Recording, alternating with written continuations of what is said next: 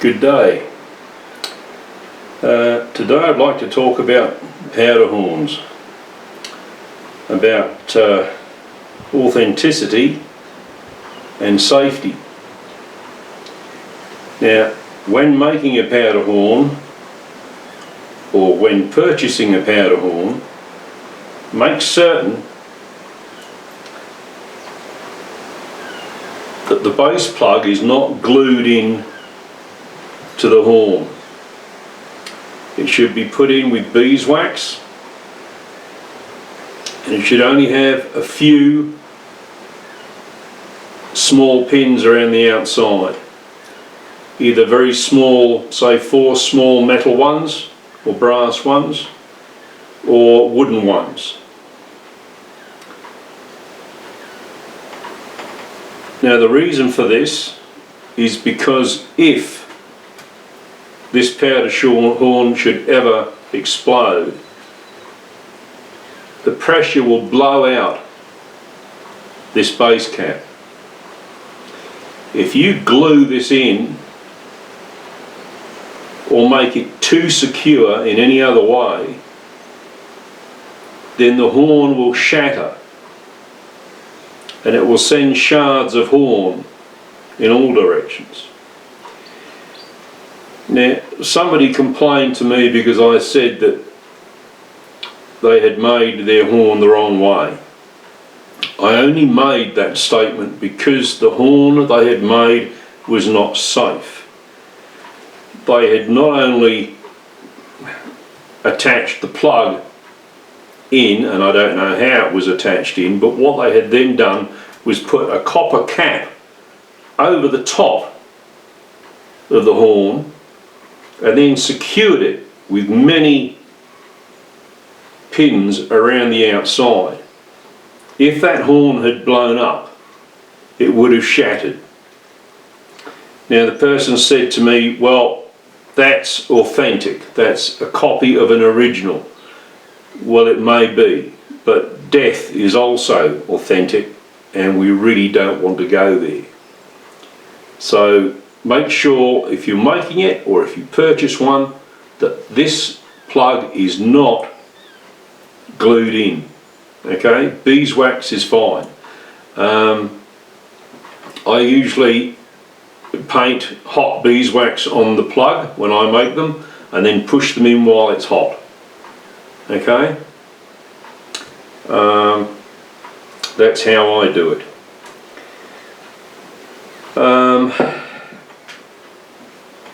You'll find that flasks are made the same.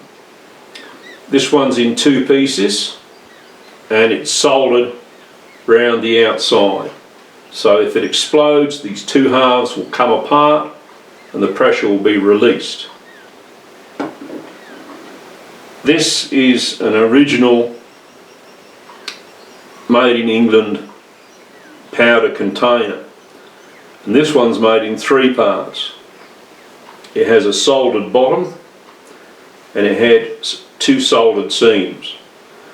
So again, even back then they were thinking of safety. If this was to explode, it would just come apart, but it would not come apart with so much force that, say, a completely sealed container would.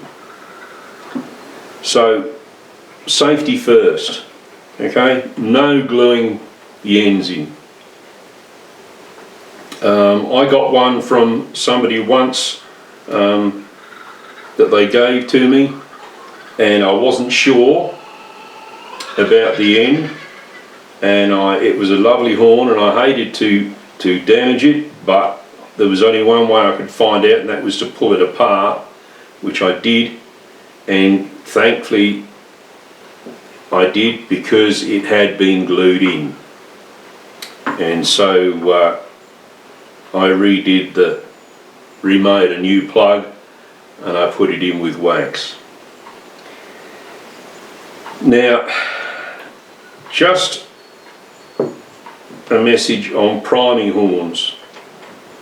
There were no priming horns in the 18th century.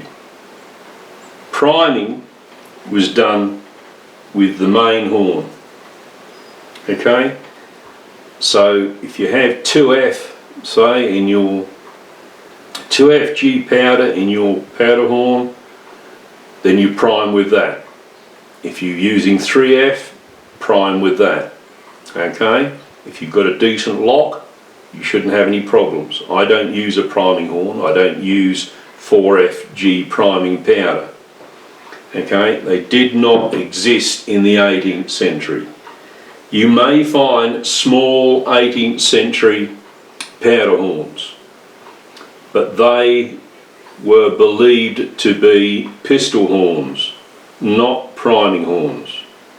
Okay, so it was something somebody carried in their pocket for priming a pistol, I beg your pardon, for loading a pistol and priming. But it was not a separate priming horn for a long arm. Okay, I think that's all I've got to say about that. That's covered the priming horn that didn't exist, and the safety of the main horn. Just one other thing while I think about it. Horns that have blown up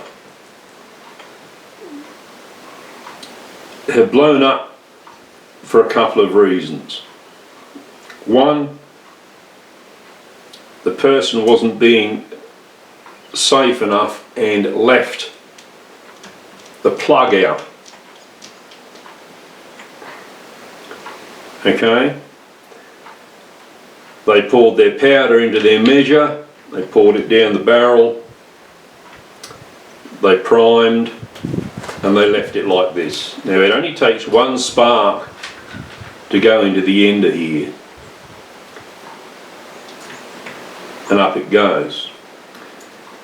I'm always very careful to put the plug in, and not only do I do that, but I swing the horn behind me. Now, mid-18th century shot pouches did not have the powder horn attached to the pouch. Okay, that came much later in the American Revolution period, in the 1770s. So up to the French and Indian War, around that era, the powder horn was on a separate strap. It was not attached to the shot pouch. So you should have no problem in swinging the powder horn round behind you out of the way. The other reason these are blown up is because in using this plug, okay, if say you've poured the powder out and you've left it at an angle and you push this in, it grinds the gunpowder up inside. It grinds it and it embeds itself into this plug, which means it's sitting there like a fuse. Okay, so if a spark from the gunshot or from the flash from the pan should land on there, they've been known to burn inside. Now personally, myself, I think the only way it can do that is if somebody hasn't put this in properly all the way and has left it loose. But I don't take any chances anyway. Every once in a while I take this out, I give it a good wipe over with an oily cloth and make sure it's clean, and I always put it back in nice and firmly when I finish using it, and I swing it to my back. Okay? I think that's about all I can say on it. It's pretty obvious that if you're making fire with flint and steel, you do not wear your horn at the same time. It's happened. People just not thinking, in a rush to get a fire going late at night, cold weather. But think about it. Okay? Powder horn off, under your shelter, right at the back. Out of the way, cover it with a blanket, then you can go make fire. Okay, that's all I have to say. Thanks for watching.